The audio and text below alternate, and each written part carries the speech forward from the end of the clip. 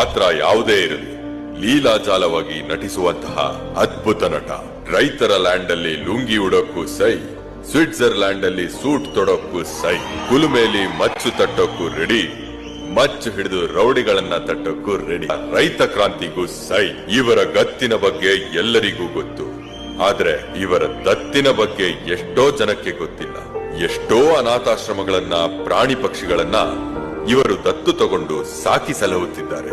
ನೇರವಂತಿಕೆಯಲ್ಲಿ ದುರ್ಯೋಧನನಾದರೆ ದಾನದಲ್ಲಿ ಸಾಕ್ಷಾತ್ ಕರ್ಣ, ಧರ್ಮದಲ್ಲಂತೂ ಯಕಶ್ಚಿತ್ ಧರ್ಮರಾಯನೇ. ಸಾವಿರಾರು ಜನರ ಆಸ್ಪತ್ರೆ ಖರ್ಚನ್ನ ನೋಡಿಕೊಂಡಿದ್ದಾರೆ. ಎಷ್ಟೋ ವಿಕಲಚೇತನರಿಗೆ ಸಹಾಯ ಮಾಡಿ ಅವರ ಜೊತೆಗೆ ನಿಂತಿದ್ದಾರೆ. ಯಾರೇ ತೊಂದರೆಯಲ್ಲಿದ್ದರೂ ಸಹಾಯ ಮಾಡು ಅನ್ನೋದು ಇವರ ಸತ್ವ. ಬಲಗೈಲಿ ಕೊಟ್ಟಿದ್ದು ಎಡಗೈಗೆ ಗೊತ್ತಾಗಬಾರದು ಅನ್ನೋದು ಇವರ ತತ್ವ.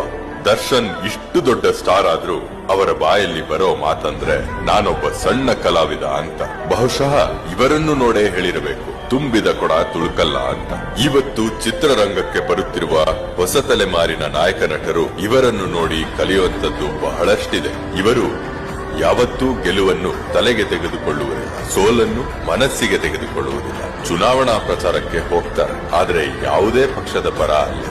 ಯಾರೇ ಒಳ್ಳೆಯದನ್ನು ಮಾಡಲಿ ಅವರ ಬೆನ್ ತಟ್ತಾರೆ, ಆದ್ರೆ ಯಾರಿಗೂ ಎಂದಿಗೂ ಕೆಟ್ಟದ್ದು ಬಯಸುವುದಿಲ್ಲ.